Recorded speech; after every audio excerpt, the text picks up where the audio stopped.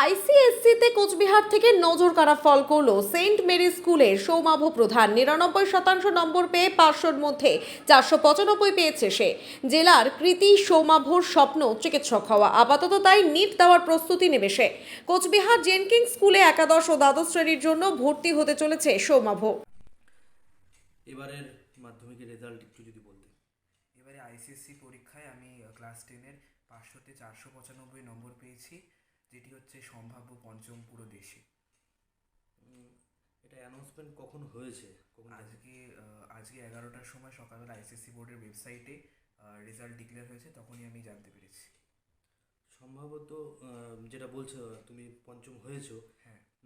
তো এটা কিভাবে জানতে পারলে? আসলে আইসিএসসিতে সবসময় 1 নম্বরের ডিফারেন্সে থাকে, আর হাইয়েস্টটা ইউজুয়ালি 499 হয়। এবারে আইসিএসসি কোনো টপার্স লিস্ট জারি করেনি, তাই জন্য জানা যায়নি। তো 499 থেকে সেভাবে ক্যালকুলেট করলে 495ই পঞ্চম হচ্ছে। আর এবারে যেহেতু মেরিট লিস্ট দেয়নি, তাই এর থেকে র্যাঙ্কটা এগোতেও পারে, রিয়ালিটিতে যেটা হতে পারে, কিন্তু পিছাবে না। তোমার বাড়িটা কোথায়? আমার বাড়ি হলো বামুনপাড়ায়, গৌরীয় মঠের কাছাকাছি, অমিয় অ্যাপার্টমেন্ট। কি করতে এখানেই ভালোবাসো বাড়ি মানে? নাকি এবার পড়ার সাথে সাথে আগে মানে কোথায় আরো বাড়ি ছিল? আগে আমার আদি বাড়ি রয়েছে ধুলিয়ারা, মেদিনীপুরে। এখানেই চাকরি সূত্রে আমার বাবা এখানেই থাকেন, সেই সূত্রে আমার কোথায় চাকরি করে? উত্তরবঙ্গ কৃষি বিশ্ববিদ্যালয়, তিনি এগ্রিকালচারাল এক্সটেনশনের প্রফেসর। কি নাম? কৌশিক প্রধান। পড়ার সাথে সাথে আর কি ভালোবাসো মানে করতে?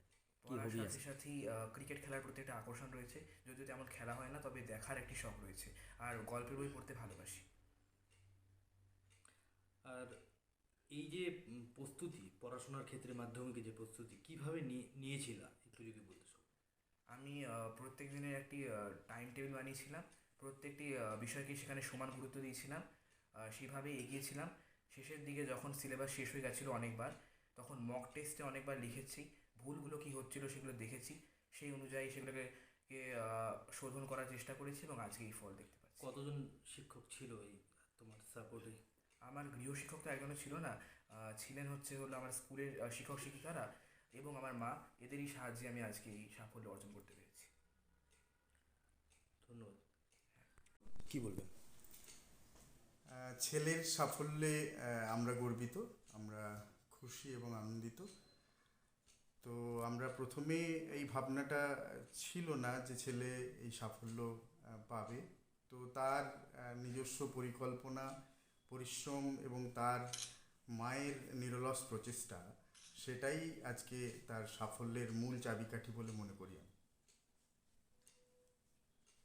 আপনার নাম, মানে কোথায় চাকরি করেন বর্তমানে?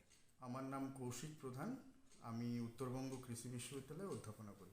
কুচবিহারে তো বর্তমানে থাকেন আপনি? কোচবিহারেই থাকি, বামনপাড়াতে। মানে এখানে তো বাড়ি করেছেন আর কি। হ্যাঁ। আর এমনি আপনাদের আদি বাড়ি কোথায়? আদি বাড়ি আমাদের মেদিনীপুর, পাঁশকুড়া।